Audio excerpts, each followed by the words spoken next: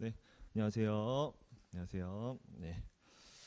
어, 이번 시간에는 이제 7단원 하다가 말았었는데 7단원 우리 실증 절차 지난 시간에 배웠던 거 역시나 간단하게 복습하도록 하겠습니다. 7단원 제일 중요한 게 실증 절차였죠.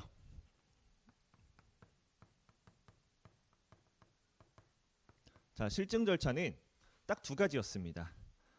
제가 말씀드린 게 분석적 절차랑 그리고 세부 테스트 요거를 줄임말로 제가 TOD라고 말씀을 드렸죠.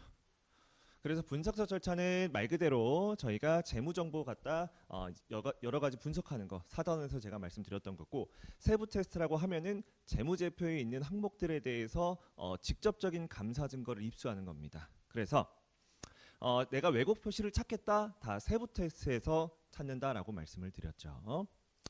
자, 실증 절차라는 걸 조금 더 요약해 보면, 내가 개수에 따라서 감사 증거를 충분하고 적합하게 입수한 다음에 갭에 따라서 재무제표를 공정하게 표시를 한다라는 게 우리 실증 절차의 기본적인 흐름이었어요.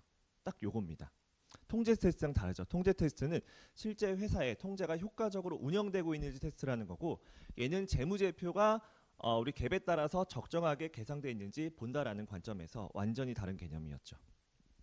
자, 실증 절차 중에 필수적인 실증 절차가 있었어요. 두 가지였죠. 우리 결산 관련된 실증 절차가 필수였고, 유의적 위험에 대한 내용도 필수 실증 절차였습니다. 결산 같은 경우에는 거래가 시작되고, 여러분들 회계원리 때 배웠던 분계장부터 시작해서 우리 시산표라는 것도 만들었고요. 그 다음에 수정분계 끄는 다음에 수정후 시산표, 그 다음에 재무제표가 나왔죠. 그래서 요 결산 과정에서 나오는 항목들, 결산 과정에 대한 내용은 반드시 여러분들 실증 절차를 하셔야 돼서, 분계장에 있는 내용들, 요 내용이 재무제표에 정확하게 반영됐는지 테스트 반드시 해야 된다는 얘기예요. 요게 기본적인 내용이었고요. 자, 그 다음에 해야 되는 거 유의적 위험이었죠. 제가 유의적 위험에 해당되는 거 6가지 말씀드렸습니다. 5단원에 다 나와 있던 내용이고요. 자, 유의적 위험에 대해서 다시 한번 복습해보면 두 가지 측면이었습니다. 우리 내부 통제 측면에서 유의적 위험은 반드시 내부 통제에 대한 이해, 추가적으로 경영진의 대응도 이해해야 되는 거 기억하시고요. 자, 그 다음에 실증 절차에서는 구체적인 실증 절차, 요게 필요하다라고 말씀드렸고, 제가 예시로 질문이랑 그리고 조회 말씀드렸죠. 질문을 할 때는 경영진 또는 회계팀한테 질문하지 말고 영업팀이나 다른 부서한테도 질문하는 걸 우리 구체적으로 대응하는 실증 절차였고, 조회 같은 경우도 마찬가지였습니다. 단순하게 잔액, 계정 과목만 조회하는 게 아니라 우리 임용 계약이라든지 약정 사항이라든지 특수 계약, 특수 상황을 다 조회하는 거였습니다. 그래서 SR이기 때문에 특별하게 유의가 요구된다라는 거고요. 자, SR의 경우에는 이런 거였죠. 만약에 실증 절차만으로 구성되어 있습니다. 그러면 반드시 세부 테스트를 수행해야 되는 거고, 만약에 내가 SR인데 TOC도 안 하고 분석적 절차만으로 끝낸다? 안 된다라는 거예요. 반드시 기억하세요. 자, 요게 우리 기본 필수적으로 해야 될 실증 절차였고요. 자, 실증 절차 우리 프로세스가 어떻게 됐냐면, 일단 확인하고자 하는 경영진 주장이 있어야 됩니다. 예를 들어 나는 재고 자산에 대해서 실제성, 완전성, 평가에 대해서 하겠다. 경영진 주장이 따로 있고요. 요 경영진 주장에 따라 실증 절차 프로세스가 있습니다. 그 다음에 왜곡 표시를 식별하고요. 그 다음에 결론이었죠. 자, 프로세스부터 보면 스텝이 크게 5개인데요. 일단 요약해 보면 스텝 1은 총괄표였습니다. 총괄표라고 하면 기본적으로 우리 기초잔액, 기초에서 증 마이너스 감은 기말이었죠. 요걸 만든 다음에 요 기초 잔액은 전기 감사 보고서, 전기 재무제표랑 맞는지 확인해 보고요. 기초 잔액에 대한 실증 절차도 하는 거고, 증감 기말은 기본적으로 우리 시산표나 아니면 총계정 원장 그리고 재무제표, 회사 제시 재무제표랑 맞는지 다 확인해 보는 거 총괄표였죠.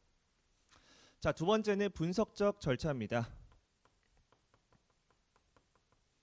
분석적 절차 같은 경우에 필수 절차가 아니었어요. 그래서 얘를 할지 말지 정하는 게 먼저였죠. 그 다음에 적합성 검토하고요. 그리고 봤더니 하는 게 좋은데 데이터가 신뢰성 있지 않아요. 회사가 준 자료가 별로 좋지 않습니다. 아니면 외부 자료가 없어요. 그러면 안 하는 거예요. 데이터의 신뢰성도 봐야 됩니다. 그 다음에 감사인의 추정치. 추정치를 도출한 다음에 이 추정치도 내가 제대로 산출을 했나 한번 확인해 보는 겁니다. 그 다음에 마지막에 회사 제시 재무제표 숫자랑 비교한 다음에 금액 차이가 크면 그냥 이거 의미 없다. 세부 테스트 확대하고, 금액 차이가 적다. 분석해 보니까 그럴싸하네. 합리적인 재무제표 수치네라고 하고 세부 테스트를 조금 적게 하는 것도 방법이에요. 그래서 이걸 제가 구체적으로 비율 분석, 추세 분석, 그리고 관계 분석 이렇게 설명을 드렸고, 오늘 한 가지 더 할 거예요. 네, 오늘 한 가지 더. 자, 세 번째랑 네 번째랑 다섯 번째는 똑같습니다. 우리 세부 테스트였죠. 그래서 세부 테스트는 뭐 조회, 문서 검사 이런 것들이 있었고, 요거는 각 계정 과목별로 제가 자세하게 설명을 드렸었고 이번 시간에도 드릴 겁니다. 요게 이제 기본적인 스텝 5개였고 3, 4, 5는 이런 거였죠. 처음에 재무제표 잔액을 보는 거, 기말 잔액. 그 다음에 재무제표의 증감이나 손익입니다. 요걸 이제 거래라고 하죠. 그래서 보고기간말 잔액 그리고 거래에 대한 내용, 마지막에 공시사항입니다. 이런 식으로 실증 절차를 수행을 하는 거죠. 자, 요게 이제 실증 절차 프로세스라면 조금 더 우리가 디테일한 부분 몇 개 배웠습니다. 예를 들어 시기 이런 것들 배웠어요. 시기를 기본적으로 전기 증거를 활용하는 거 당연히 원칙상으로 안 됩니다. 하지만 예외적으로 가능한 게 있었죠. 변동이 크고 위험이 적은 항목들, 예를 들어 제가 설명드렸던 게 유형자산이랑 아니면 보증금. 유형자산, 회사가 사옥을 갖고 있습니다. 이 사옥이 몇 년 전부터 있고요. 지금도 계속 사옥으로 이용하고 있어요. 이런 경우는 그냥 그대로 유형자산 있는 겁니다. 예, 전기감사증거 활용할 수 있고요. 보증금도 마찬가지예요. 회사가 임차에서 들어왔는데 3년째 똑같아요. 3년 전에 계약서 봤는데 5년 동안 계약한대요. 그런 경우에 전기감사증거 그냥 활용할 수 있다라는 겁니다. 예, 그렇죠. 자, 그리고 기본적으로 실증 절차 시기는 원칙은 당연히 재무제표일 이후죠. 그래서 원칙은 재무제표일 이후이고요. 예외는 그 전에 할 수 있었죠. 어떤 경우 가능했냐? 제가 뭘 모르겠다. 그러면 다 기본적으로 RMM이라고 말씀드렸어요. RMM이 낮거나 아니면 계정 과목 특성입니다. 해당 계정의 특성. 예를 들어 손익계정 이런 것들은 발생 항목입니다. 그렇기 때문에 재무제표일 이전도 가능해요. 12월이 아니라 9월 말, 8월 말 재무제표를 받아도 내가 매출에 대해서 감사 절차 취할 수 있습니다. 발생의 개념이기 때문이죠. 그리고 우리 감사 목적, 감사 계획에 따라서도 달라지죠. 예, 이렇게 가는 겁니다. 예, 요게 실증 절차의 시기였죠. 자, 그 다음에 이렇게 감사를 하게 되면 당연히 기중에 했기 때문에 이 기중에 했던 걸 바탕으로 재무제표일까지를 잔여 기간에 대해서 당연히 테스트를 해야 된다라고 말씀드렸고, 교재 보시면 TOC랑 실증 절차 같이 하냐 아니면 실증 절차만 하냐 뭐 이런 거 케이스별로 나와 있었죠. 자, 여기까지가 우리 실증 절차 기본이었고요. 두 번째로 봤던 거는 우리 기초 잔액에 대한 실증 절차였죠.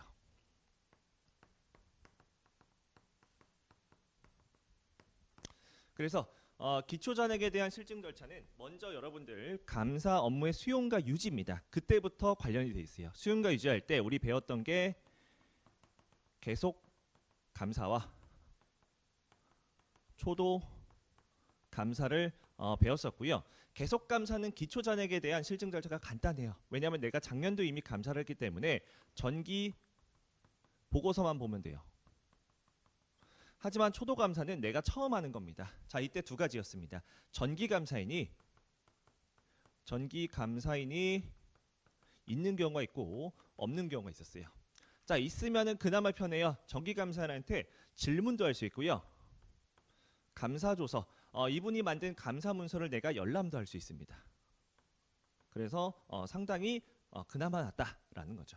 자, 어쨌든 초도 감사를 할 때는 기초 잔액에 대한 실증 절차를 별도로 해야 되는 건 기본이에요. 자, 이때 두 가지 측면을 봅니다. 우리는 첫 번째는, 자, 이렇게 쓸게요.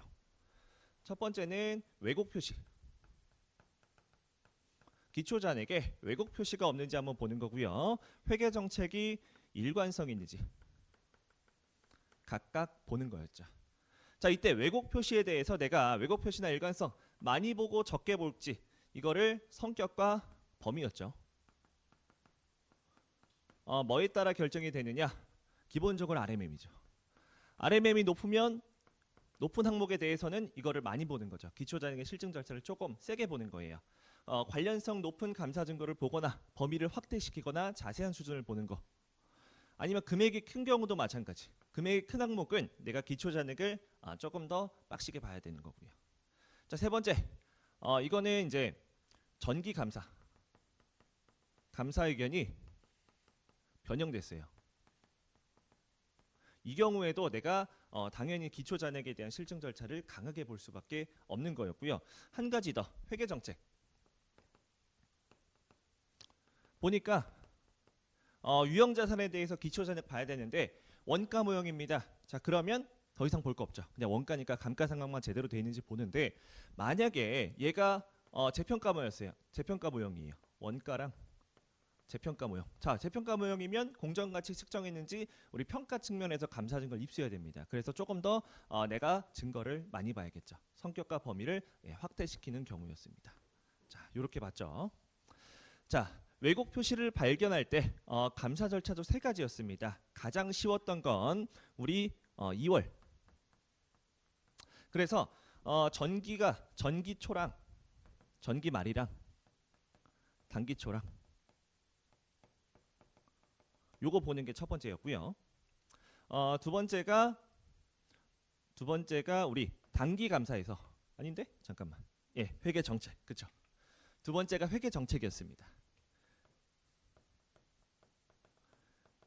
회계 정책이 제대로 돼 있는지 한번 확인해 보는 거예요. 아까 말한 대로 원가 모형인데 재평가 모형을 했거나 재평가 모형인데 공정가치로 평가를 안 했어요. 이제 그런 것들을 확인하라는 거예요.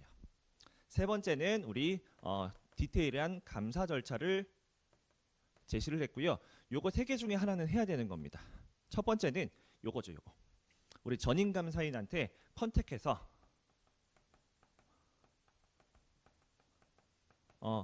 이런 것들, 전기 기초 금액, 우리 전기말 금액에 대해서 질문하고 열람하는 거, 요게 핵심이었고요.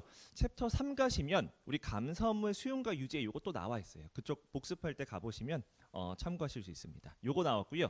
그 다음에 우리 단기 감사를 하면서 전기 기초를 확인할 수 있었죠. 예를 들어 보증금인데 작년부터 있었습니다. 계약서를 받아보니까 작년에도 계속 계약을 해왔어요. 그러면 기초잔액 자동으로 감사 증거를 얻는 거예요. 그렇죠? 단기를 하면서 자동으로 얻는 거. 세 번째, 요게 이제 핵심이었죠. 기타의 감사 절차라고 할게요. 그래서 우리 기본적으로 매출 채권 매입 채무는 기말 시점 이후에 회수 또는 지급 내역을 보는 게 첫 번째였고, 재고자산 같은 경우에는 우리 실사를 통해서 우리 Q를 확인해야 되는데, 중요한 게 이거였죠. 기본적으로 계약을 요때하고, 계약 보통 한 2월에 합니다. 그렇기 때문에 내가 전기 기초에 대해서 실사를 바로 갈 수가 없어요. 계약 시점 전이기 때문에 실사가 안 됩니다. 요거는 우리가 지금 12월 31일, 요거는 이제 뒤에 있는 실사를 얘기하는 거고요. 요때 실사는 요거 기초 금액에 대한 Q를 얻기 위한 실사예요. 그렇기 때문에 계약 시점 이후에 실사를 할 수밖에 없고요. 이때 실사하면 이렇게 조정하는 작업이 필요했죠. 그렇죠? 그리고 두 번째, 첫 번째, 두 번째 바뀐 것 같은데, 자, 첫 번째, 평가하는 거. 자, 평가입니다. 평가는 차기 이후라고 하면 단기입니다. 전기 말이기 때문에 단기예요. 단기 판매 내역 같은 거 보는 거예요. 그런 거 보고 저가법 평가하는 거. 요거 평가. 세 번째는 우리 기간 기속. 제가 영어로 컷오프 그냥 하겠습니다. 자, 기간 기속인데요. 기간 기속은 요거죠. 이게 단기 1월 1일입니다. 1월 1일이랑 전기랑 단기에 대해서 기간 기속 너네 해봐라라는 겁니다. 예, 맞는지. 요게 세 번째였죠. 자, 요렇게 보는 게 기본이었고 추가적으로 다른 개정 과목이 있긴 한데 그거는 교재 보시면 될 것 같습니다. 자, 요렇게 해서 어떻게 되느냐? 왜곡 표시가 발견됐어요. 그러면 감사인 입장에서는 회사랑 전임 감사인에게 통보를 해야 돼요. 회사한테는 재무제표를 바꿔주세요. 전임 감사인한테는 감사 보고서 수정해 주세요. 이렇게 요청을 하는데 직접 알리면 안 되고요. 당연히 회사한테 알리도록 요청해야 되는 겁니다. 비밀 유지 의무가 있다라는 거죠. 자, 재무제표를 수정 안 했어요. 그럼 왜곡 표시가 있기 때문에 의견 변형되는 거고요. 보고서를 수정하는 경우가 있고 안 하는 경우 있는데 이 경우는 제가 11단원에서 말씀드린다고 했습니다. 이때 똑같은 내용 그대로 나올 거예요. 자, 그 다음에 결론이죠. 우리는 여기 왜곡 표시랑 일관성에 대해서 결론을 내야 됩니다. 자, 왜곡 표시가 없는 경우가 잘된 경우고 일관성이 있는 경우가 잘된 경우죠. 그래서 왜곡 표시도 없고 일관성도 있어요. 그러면 그냥 적정하다고 보고 넘어가는 거예요. 적정 의견이 아니에요. 그냥 적정하니까 이제 우리 감사 절차 취해야겠다라는 거고요. 만약에 왜곡 표시가 있거나 일관성이 없어요. 그러면 당연히 한정 또는 부적정이고요. 알 수가 없습니다. 그러면 한정 또는 의견 거절이었죠. 자, 그 다음에 한 가지 더. 우리 전기 감사 의견이 변형됐어요. 자, 이 경우에 단기도 무조건 변형되는 건 아닙니다. 그러면 다른 회사 의견 변형되는 회사 엄청나게 많이 쌓이겠죠. 자, 그게 아니라 전기 감사 의견이 변형되는데 이 변형된 사유를 보니까 우리랑 관련성이 있어요. 우리라고 하면은 단기랑. 예를 들어 오류 수정 중에 자동으로 조정되는 오류가 아니에요. 그런 경우 계속 관련성이 있고요. 금액 자체가 중요한 금액입니다. 의견 변형을 일으킬 정도로 중요한 금액이에요. 이러면은 우리도 의견 변형을 할 수밖에 없더라는 거예요. 자, 요게 추가되었죠. 자, 그래서 기본적으로 실증 절차 1장, 2장이 요 내용이었어요. 그 다음에 우리가 개정 과목에 대한 실증 절차 배웠었죠. 자, 됐죠? 일단은 지우고요. 어차피 제가 복습 강의 특강으로 제가 올려드릴 겁니다. 그래서 필기 못하신 분들은 거기서 보시고 다시 하셔도 돼요. 자, 그러면 이번에는 개정 과목별 실증 절차를 간단하게 빠르게 보겠습니다.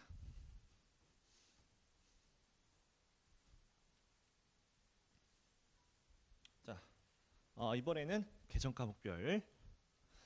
자, 먼저 우리가 스텝 1이 총괄표예요.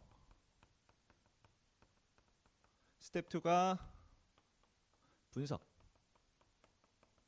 그리고 스텝 3부터 5가 우리 세부 테스트였습니다. 이렇게 절차가 되어 있고요. 제일 먼저 우리가 배웠던 건 현금입니다. 현금이랑 현금성 자산이었죠. 그래서 현금이라고 하면은 단순히 지폐 동전뿐만 아니라 보통 예금 이런 것들도 다 우리 현금에 속하는 거예요. 자, 총괄표 그리는 거 이미 설명 다 드렸고요. 분석적 절차입니다. 자, 분석적 절차할 때는 비율 분석, 추세 분석, 그리고 관계 분석이었죠. 자, 비율 분석 같은 경우에는 재무제표 대비 비율, 다른 거랑 비율을 비교하는 겁니다. 예를 들어 자산 대비 현금의 비중이 엄청 많아요. 뭔가 이상한 거. 아니면 기말 시점에 12월에 갑자기 집중됩니다. 이런 경우. 아니면 회사에 손익은 점점 주는데 현금은 계속 많아져요. 이런 것들에 대해서 당연히 질문하고 플러스 우리 문서 검사 이런 것들을 하는 게 우리 분석적 절차였고요. 그 다음에 TOD 실증 절차입니다. 제일 중요한 게 조회서였죠. 그래서 현금 관련된 조회서를 보낼 땐 잔액이 없어도 반드시 보내야 돼요. 그래서 전수로 보내는 게 원칙이고요. 전수로 발송 그리고 회신 다 해야 되는 겁니다. 자, 이때 발송 회신하는 주체는 당연히 감사인이고요. 전수로 보낼 때는 잔액이 0이어도 발송을 하는 거였죠. 요게 조회. 자, 두 번째는 실사였습니다. 실사. 우리 재고자산 실사랑 마찬가지로 직접 가서 돈을 세보는 거예요. 지폐를 다 하나씩 세본 다음에 결론을 내리는 거였죠. 이때 유의사항들 교재 보시면 나와 있고요. 자, 사실 요게 단데 세 번째 카이팅 하나 추가만 하겠습니다. 카이팅은 잘 안 나올 거긴 할 텐데 혹시나 해서 설명드리면 카이팅은 두 가지 목적이었어요. 첫 번째는 횡령. 횡령한 걸 다시 복구하기 위해서. 두 번째는 재무제표에서 현금 계정을 띄우기 위해서입니다. 자, 횡령을 했기 때문에 재무제표가 안 맞아요. 횡령을 했기 때문에 재무제표는 100인데 실제 조회서를 다시 할게요. 자, 재무제표에는 금액이 없습니다. 극단적인 걸 생각을 해볼게요. 근데 조회서는 100이 있어요.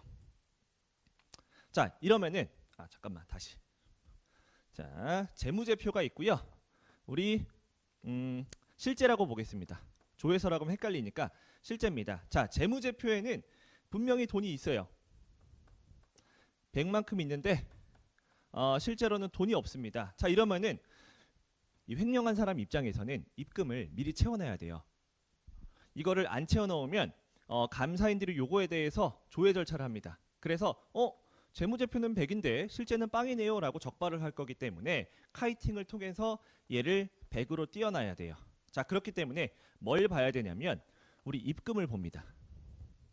입금을 봤을 때 회사 재무제표가 있고요. 그리고 실제 은행 내역이 있습니다. 자, 그래서 재무제표는 당연히 1월 달에 입금이 돼야 돼요. 왜냐?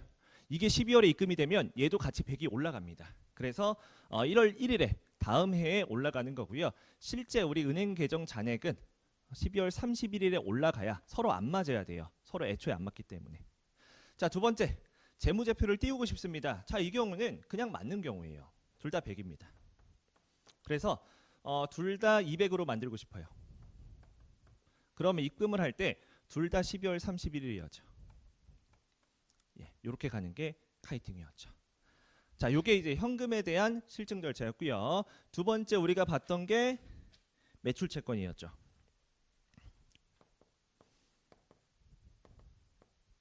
매출 채권은 당연히 매출이랑 같이 하는 겁니다. 자, 일단 총괄표란 분석적 절차 생략할게요. 교재 보시면 나와 있고요. 자, 요거 세부 테스트만 볼게요. 자, 일단은 기말잔액부터 보면 첫 번째로 해야 될 게 조회입니다. 조회죠.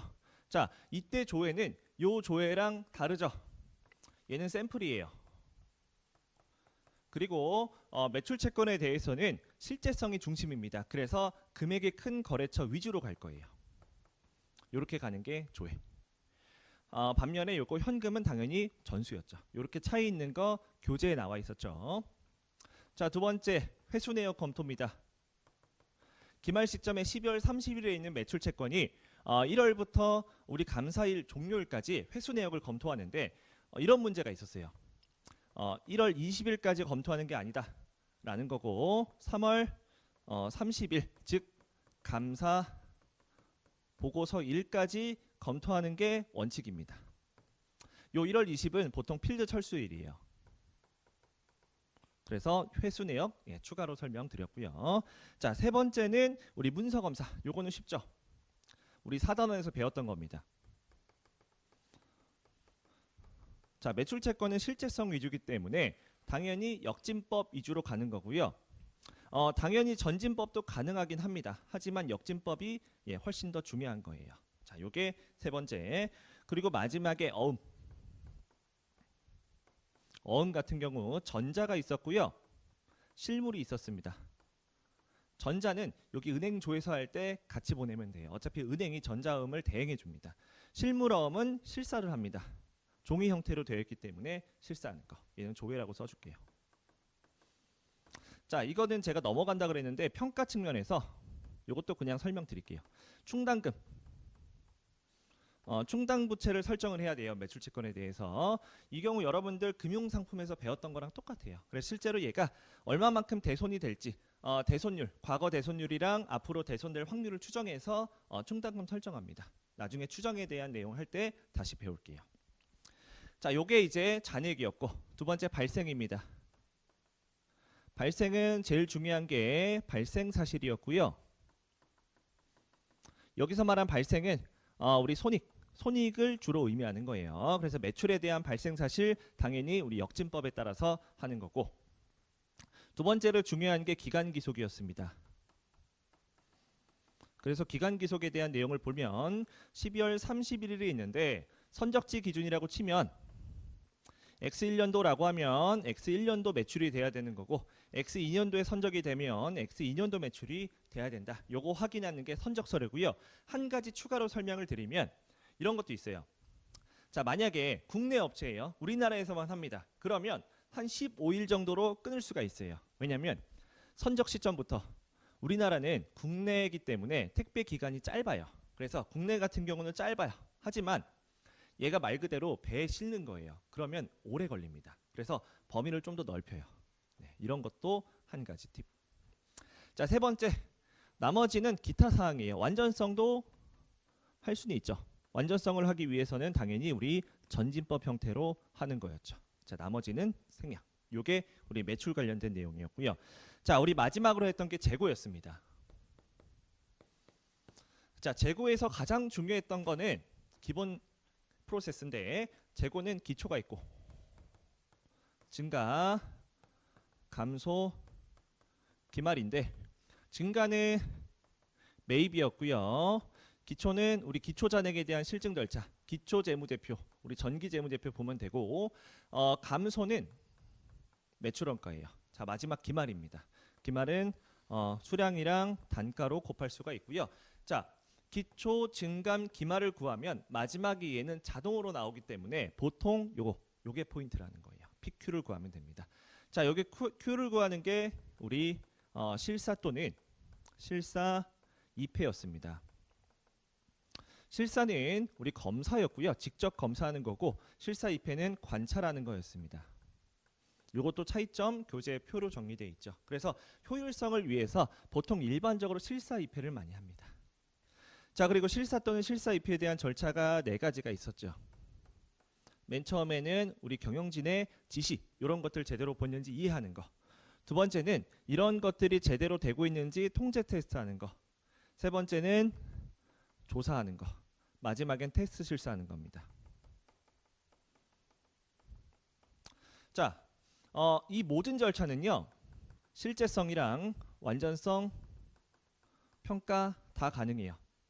실제성은 봤을 때 실제 있는 겁니다. 장부를 통해서 장부에 있는 게 실제 창고에 있는지 보면 실제성, 창고에 있는 게 실제 장부 리스트에 있으면 완전성, 플로우 투 리스트, 리스트 플로우 말씀드렸고, 평가는 조사를 할 때 보통 많이 합니다. 그래서 조사를 했는데 상당히 진부화되어 있거나 녹슬어 있거나 누래요. 이러면은 평가 측면에서 충당금을 설정해야겠네. 예, 이렇게 보는 겁니다. 이게 우리 실사 관련된 내용이었죠. 자, 그리고 특수사항들 몇 개 배웠습니다. 기본적으로 실사는 재무제표일이 원칙인데 이때 아니어도 된다라고 말씀드렸어요. 그래서 만약에 이때 실사를 한다 그러면 이렇게 예를 들어 12월 10일이다 그러면 더하기 입고 마이너스 출고를 하면 12월 31일 재고로 됩니다. 요 작업을 롤 포워드라고 했고요. 자, 만약에 1월 달에 1월 10일 날 실사를 했어요. 그러면 요 때는 반대죠. 출고를 더하고 입고를 빼는 겁니다. 다시 뒤로 되갚는 거예요. 그래서 요거를 롤백이라고 했어요. 요것도 배웠었고, 이때 가장 중요한 거 제가 뭐라고 말씀드렸나요? 계속기록법이죠. 계속기록법이 제대로 돼야 된다라는 거예요. 그래서 요거 네 가지 다 계속 기록부 관련된 내용 나와 있었죠. 자, 그리고 만약에 실사가 불가능합니다. 자, 불가능하면 첫 번째는 어떻게 하면 되냐? 다른 날짜에 하면 돼요. 자, 근데 두 번째는 아예 안 됩니다. 재난이에요. 전쟁이거나 아니면 구제역이 돌았습니다. 이러면 어쩔 수 없이 대체적 절차를 해요. 그래서 뭐 문서 검사를 확인해서 입고 증빙을 보거나 아니면 실제로 차기의 판매 내역 이런 것들 보면 12월 31일 재고가 있다라는 걸 간접적으로 알 수가 있는 거예요. 간접적으로. 자, 대체적 절차를 통해서 할 수 있으면 좋은데 안 돼요. 이러면 어쩔 수 없이 의견 변형입니다. 억울해도 어쩔 수 없는 거예요. 전쟁 나서 의견 변형 될 수도 있다라는 거예요. 자, 세 번째는 요거였죠. 제3자가 보관해요. 자, 제3자가 보관할 때 제일 좋은 거 조회하거나 직접 제3자한테 타처보관 재고자산 조회서를 발송해요. 요거 교재에 어떻게 나와 있는지 그려져 있습니다. 조회서를 보내거나 아니면 직접 실사를 하는데 이때 지금 감사인이 하거나 아니면 타감사인이 하기도 해요. 해외에 있으면은 그 현지 회계법인, 현지 회계사한테 맡기기도 합니다. 요것도 있고요. 기타 절차라는 우리 영수증 같은 경우에 이런 것들도 가능하긴 해요. 근데 요거는 사실 신뢰성이 조금 낮습니다. 그렇기 때문에 조회 또는 실사가 더 좋긴 해요. 어쩔 수 없는 거죠. 네 번째 같은 경우에는 뭐 제3자가 보관하거나 담보가 돼 있거나 이런 경우에도 조회를 해보면 좋겠다. 이런 얘기가 있었죠. 그래서 이렇게 정리하는 게 우리 재고자산이었습니다.